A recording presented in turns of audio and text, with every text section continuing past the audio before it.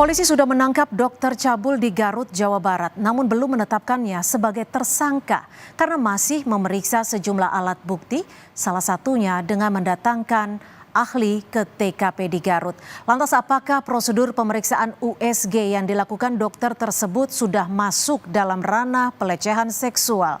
Kita akan berbincang bersama dokter spesialis kebidanan dan kandungan sekaligus anggota Perkumpulan Obstetri dan Ginekologi Indonesia atau POGI, Dr. Yusfa Rashid, dan juga kriminolog dari Universitas Indonesia, Mbak Hanifah Hasna. Selamat petang Dr. Yusfa. Mbak Hanifah, terima kasih sudah bergabung bersama kami di Kompas Petang. Saya akan langsung ke Dr. Yusfa terlebih dahulu. Dokter, ini kalau kita melihat prosedur kedokteran khususnya terkait dengan tindakan USG pada saat pemeriksaan bisa ibu hamil ataupun apapun yang berkaitan dengan kandungan, SOP-nya sebenarnya bagaimana ini, Dok?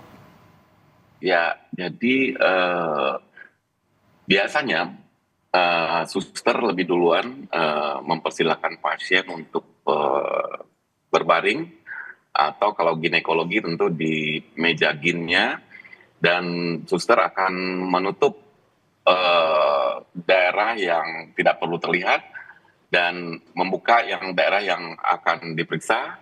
Dan kemudian biasanya kalau untuk USG abdomen ya akan menuangkan jelinya. Kemudian kalau pemeriksaan ginekologi dengan USG transvaginal di dalam, itu biasanya suster yang menyiapkan dan memasukkan perutnya kalau dokter kandungannya dokter laki-laki, dan biasanya dalam keadaan pasien sudah tertutup pahanya ke bawah gitu. Oke, jadi coba saya ingin mengkonfirmasi dalam bahasa yang sederhana. Artinya ketika skin to skin ya, atau saat menyentuh pasien itu dilakukan oleh suster perempuan, bukan oleh dokter langsung. Yes, jadi sebenarnya dalam pemeriksaan USG hampir bisa dipastikan tidak ada sentuhan skin to skin antara dokter pemeriksa dengan pasien, karena dokter memegang probe, sebelah tangannya akan memegang atau berada di board USG.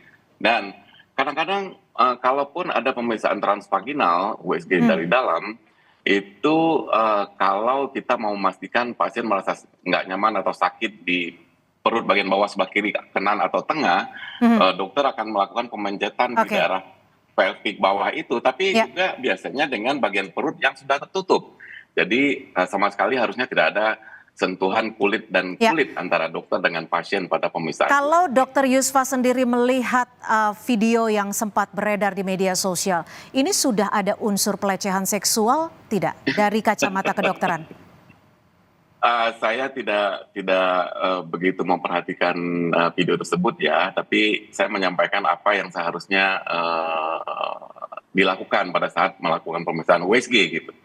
Dan sekilas memang kita memeriksa USG itu tidak ya pastilah tidak kedua tangan berada di perut pasien gitu. Oke, saya akan ke Mbak Hanifah.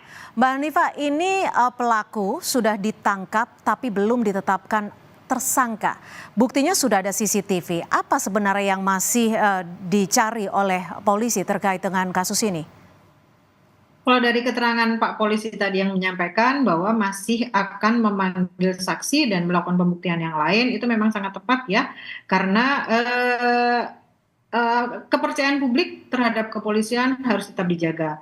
Tetapi ketika ini terlalu lama diputuskan, akhirnya membuat masyarakat itu menjadi kembali lagi tidak mempercayai aturan-aturan yang ada, tidak percaya dengan hukum yang ada. Lalu pada masyarakat juga seperti itu, ada ketakutan secara massal gitu ya, masyarakat terhadap prosesi di ruang dokter tadi itu. Lalu korban-korban sekunder itu akan bermunculan. Mungkin orang-orang yang dulu pernah menjadi korban akan bermunculan dan akan menimbulkan retraumatik lagi. Sehingga ini yang membuat korban itu sebetulnya bukan korban secara langsung, tapi masyarakat luas itu menjadi secara langsung. Di mana seharusnya dokter ini yang dianggap sebagai seseorang yang terpelajar dan ilmunya itu mumpuni dan membuat orang itu mau melakukan pemeriksaan ke dokter, Jadi kembali lagi, kan dikhawatirkan dia akan kembali ke praktek-praktek yang non akademis, seperti itu, Mbak. Oke, saya kembali ke Dokter Yusfa. Kalau dilihat Yes. dari prosedur atau SOP secara yang dilakukan oleh dokter kandungan dan juga kebidanan, apa yang terjadi di Garut itu menyalahi prosedur tidak, Dok? Dari videonya jelas itu menyalahi kalau apa yang terlihat ya. Karena saya tidak pernah melakukan USG seperti itu dan saya yakin sebagian besar dokter objin di Indonesia itu dari saat pendidikannya sampai berpraktek dan survive sampai sekarang tidak melakukan USG seperti itu kalau menurut saya. Mhm. Kalau di ruang ataupun tempat melakukan tindakan ataupun konsultasi antara dokter dan pasien, sejatinya harus seperti apa, Dok? Biasanya SOP-nya seperti apa?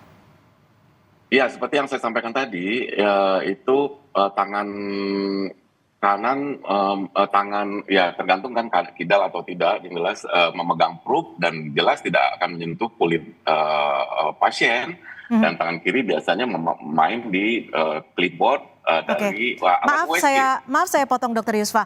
Apakah diperkenankan dokter dan pasien hanya istilahnya hanya berdua dalam suatu ruangan? Oh ya, itu adalah hal yang sangat penting ya, di mana untuk pemeriksaan kebidanan dan kandungan ini, apalagi kalau dokternya laki-laki, rumah sakit dengan adanya PPK, pedoman praktek klinik, Mhm. serta suster dengan adanya SPO atau standar prosedur operasional, itu berkolaborate untuk membuat supaya pemeriksaan itu berlangsung aman, nyaman, dan ya aman, nyaman bagi kedua belah pihak gitu.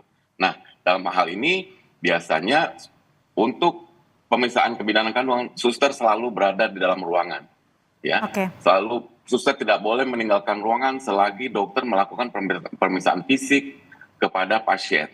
Nah, biasanya kalau ada alat yang misalnya harus diambil di luar yang nggak tersedia di tempat gitu, nah biasanya akan memanggil temannya untuk menggantikan di dalam sebentar dan dia berlari untuk mengambil alat yang dibutuhkan. Kenapa dia yang berlari? Karena dia yang tahu apa kebutuhan dokter itu gitu. Ini Jadi salah bisa satunya. bisa disimpulkan Mm. bahwa dalam ruangan tidak diperbolehkan dokter hanya berdua dengan pasien.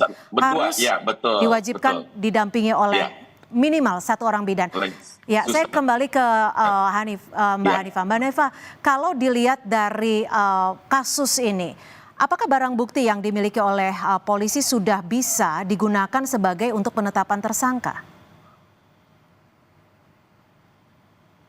Menurut saya sudah bisa karena itu ada kejelasan ya di situ, ada pelaku, ada korban, ada barang-barang di situ yang menunjukkan dia ada di suatu ruangan medis. Mhm. Menurut saya ini adalah apa namanya, bukti yang sangat tepat gitu ya.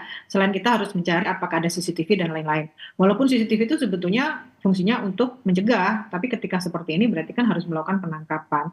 Sebetulnya sudah sangat-sangat lengkap, tinggal mendapatkan pengakuan aja dari si pelaku yang ada di gambar itu. Mhm. Tapi tentang keberadaan CCTV di luar dalam kasus ini memang CCTV turut membantu. Sebenarnya ada tidak sih peraturan diperbolehkan atau tidak diperbolehkan CCTV untuk menjamin keselamatan baik itu dokter ataupun pasiennya? Oh, sebetulnya CCTV itu kalau yang saya ketahui untuk mengontrol siapa saja yang bisa masuk ke situ ya, mungkin ada di luar. Tapi secara medis atau secara profesional, saya nggak tahu seperti apa. Mungkin Dokter Yusuf bisa menyampaikan bagaimana prosedurnya. Tapi walaupun demikian, ternyata si tadi itu potongan film tadi itu sudah cukup menunjukkan bahwa sudah terjadi perilaku menyimpang yang terjadi di ranah privat seorang dokter. Bagaimana Dokter Yusfa terkait dengan CCTV ini? Ini kan di satu sisi sangat dibutuhkan ketika terjadi dalam tanda petik ya tindakan yang tidak sesuai dengan prosedur untuk melindungi dokter ataupun pasiennya. Sebenarnya diperbolehkan tidak keberadaan CCTV ini? Ya, pertama saya menyampaikan dulu bahwa sangat setuju dengan pernyataan terakhir dari ibu yang barusan bahwa ini mungkin perilaku menyimpang dari yang bersangkutan, kalau ini suatu kebenaran gitu. Kemudian masalah CCTV, harusnya CCTV itu di rumah sakit hanya berada di tempat yang rawan terjadinya kekerasan fisik atau rawan terjadi pencurian gitu. Nah, jadi ini juga menjadi pertanyaan bagi kita, kenapa ada CCTV di ruang praktek? Apa yang terjadi sebelumnya gitu. Dan kemudian kenapa hasil video CCTV itu bisa beredar di publik, di media sosial. Nah, ini juga tentunya kalau itu harusnya menjadi kewenangan polisi untuk memintanya dan memintanya dan mengeluarkannya gitu. Jadi ini juga jadi pertanyaan buat kita gitu. Mengenai CCTV, tidak pernah ada CCTV ada di kamar praktek. Biasanya di lingkungan rumah sakit itu di daerah yang rawan pencurian. Ini menarik, Dr. Yusfa, dari pernyataan Anda. Apa yang terjadi sebelumnya? Jadi bisa jadi apakah peristiwa pelecehan ataupun tidak sesuai prosedur ini pernah terjadi sebelumnya, atau bagaimana sehingga klinik memasang CCTV, atau bagaimana biasanya terhadap kasus-kasus seperti ini, Dok? Ya mungkin saja ya, saya juga tidak yakin gitu, tapi mungkin saja. Tapi untuk sampai ke publik juga harusnya tidak demikian kan. Kalau memang sudah terbukti mestinya misalnya pihak yang dirugikan menyampaikan ke yang berwenang, tentu Polri, dan Polri meminta ke klinik untuk memberikan rekaman ini gitu. Jadi mungkin itu mungkin yang tepat gitu. Jadi pastinya tentu nanti pihak yang berwenang yang akan mengusut urutan cerita dari semua ini gitu. Oke, Mbak Hanifah, apa yang bisa dikutip dari perbincangan kita saat ini? Mungkin masih banyak korban yang belum melapor. Apa yang bisa diimbau? Baik, saya mau menanggapi yang disampaikan Dr. Yusfa tadi. Menarik sekali ya, kenapa sampai ada CCTV di situ. Jangan-jangan sudah terjadi pelecehan sebelumnya. Dan mungkin juga ketika si korban itu melaporkan ke kepolisian, mungkin tanggapannya kurang cepat. Sementara pada saat ini nampaknya sepertinya di Indonesia itu no viral no justice. Dan ini adalah cara-cara yang cepat digunakan oleh masyarakat untuk membuat laporannya itu menjadi segera diterima. Tapi walaupun demikian, dengan kasus ini tidak mengurangi rasa simpati saya, rasa sedih saya, bahwa dengan kasus ini ternyata kita menjadi ada wake up call terhadap proses medis gitu ya, sehingga kita menjadi teredukasi lagi bahwa seperti yang disampaikan Dr. Yuswa tadi, bagaimana prosedur kedokteran itu sekarang sudah tersampaikan ke masyarakat, sehingga masyarakat ketika berobat mereka punya hak untuk menanyakan, dok kenapa sendirian, dokternya di mana begitu. Jadi ini adalah waktu atau momen yang tepat untuk mengedukasi masyarakat sehingga tidak akan ada korban lain selain yang sudah terlaporkan. Baik, terima kasih atas informasi Anda, Mbak Hanifah Hasna, kriminolog, dan juga Dr. Yusfa Rashid sudah memberikan perspektifnya di sore hari ini di Kompas Petang. Selamat sore, Dr. Yusfa, Mbak Hanifah, terima kasih.